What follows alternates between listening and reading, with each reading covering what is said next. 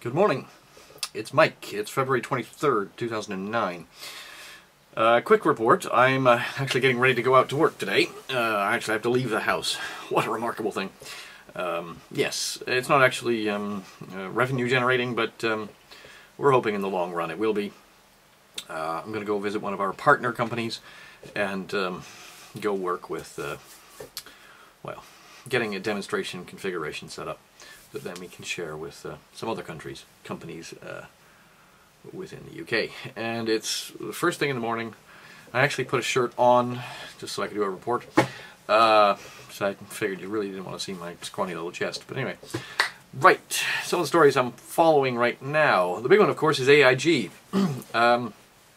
Yes. AIG apparently is having some degree of difficulty over in the States. They're looking for more money from the federal government, and their federal government is basically saying, okay, you're going to have to sell off some of your stuff. You're going to have to sell some of the Asian stuff and whatnot. Just get rid of it. Yes, and of course we have the continuing saga of Citibank and the continuing saga of Bank of America. I haven't included links to those two stories, but I have included a link to the AIG report as reported this morning in the Financial Times. I've also included a link to a blog entry called Chocolate Covered Cotton. It's well worth reading. It explains in great detail exactly how we got in this mess. And for those of you that don't really understand what, these CDOs and CDSs and CLOs and synthetic CDOs and all kinds of other wacky things that are living as derivatives, living off of the primary banking system. It's a good explanation of all of it, and also a good explanation of how it can all go wrong. Yes. Now, how is this actually going to affect us in our day-to-day life? Okay, well, I've included a link from The Independent today.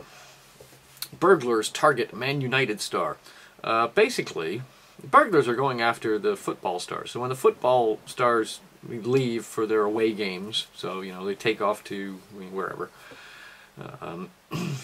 burglars know, okay, well, they know where these guys live, because they're very popular stars, and they know that they're going to be away for the weekend, or whatever, or overnight. Until they know, okay, well, let's go have a go. We're going to see more and more of this happening. Okay, finally a comment yesterday. Did I see this in yesterday's Telegraph?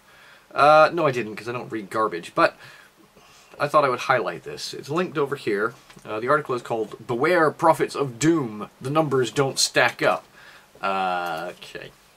Now, I just had to bash this down a little because this is just... For one thing, look at the author. The author of this article, if we shall call it an article, is Alan Steele, founder of independent financial advisor Alan Steele Asset Management.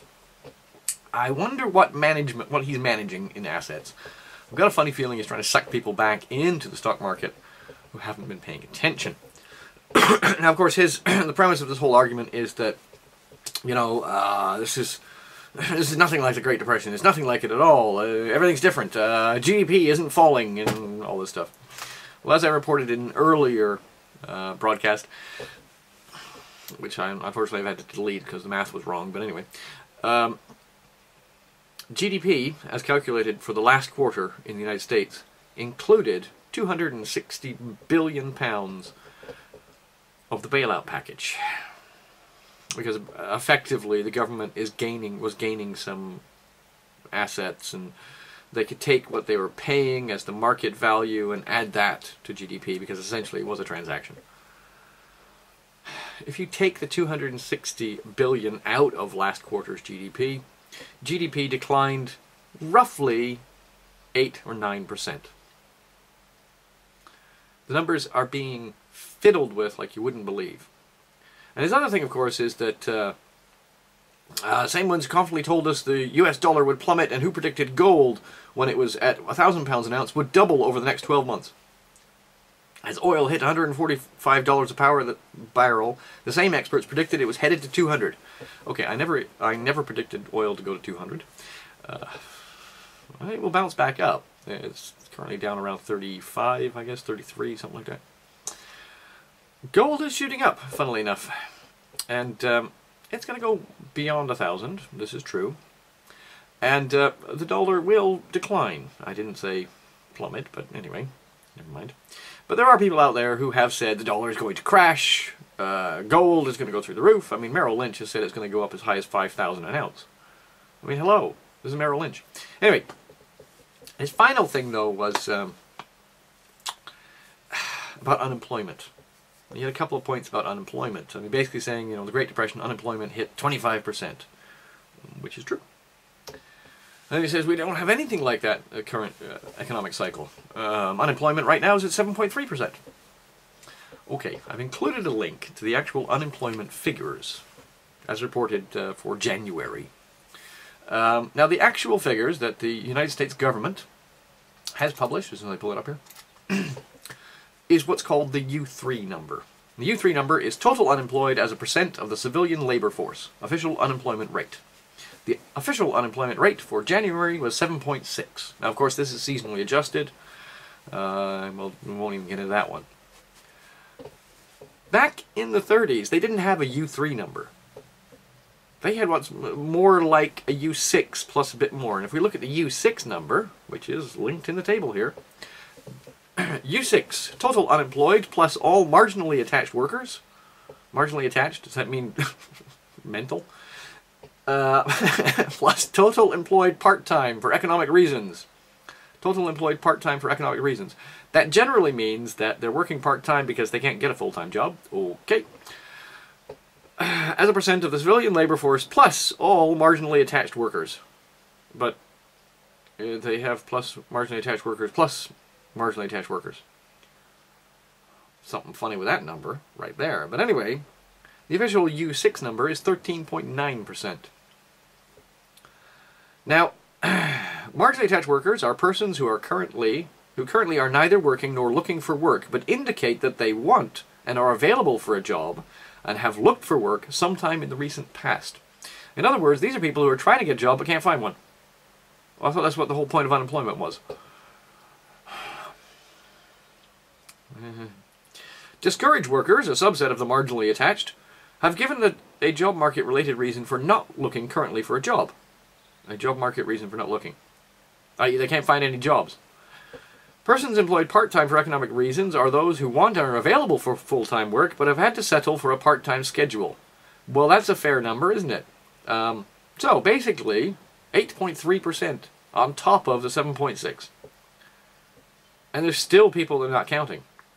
If you look at shadowstats.com, they've currently got it around 17% unemployment. Probably higher than that now. I didn't look this morning. This is nuts. So, before you start buying into people saying, it's not that bad, it's not that bad. It is bad. It is bad, it is getting worse. Will we recover? I certainly hope so. But there is a risk. There's always a risk. Part of my job is looking at risks. Basically, when I'm selling someone, a set of software that's going to cost them, a few $100,000. One of the first things we have to do is what's called a business case. And we have to spell it out to them. This is how much money our software will either save or the software will generate. Now, normally we were doing, this is how much money the software will generate. In this current economy, we've switched it around, so it's now, this is how much money you will save by using our software. And it's working quite well. We are actually still managing to sell stuff. Not quite as much as we were last year, but that's a different story. So, I have to look at risk. Whenever I'm dealing with a company, I have to say, okay, what's involved in getting this company to actually buy our software? What risks do they perceive with continuing to do what they do? And really try to get into that mindset of what that company is thinking and what that company does. So I understand risk. And right now, the risk is running very high that the government will not sort this out. Whether I'm talking about the government in the UK or government in the States, there is a real risk that things are not going to get any better anytime soon. Okay, folks. Peace, love, understanding. Yeah, I know about the peace sign. It's because I have American viewers. And if I did that, you would get upset with me. Because that has a different connotation over here in England. Anyway, peace, love, understanding. Go have a good day. I'm gonna quickly edit this and start uploading it and then get ready to go. So I will probably not reply to comments unless it's much later today. I'll be out most of the day. Okay, thanks. I'll speak to you all later. Bye.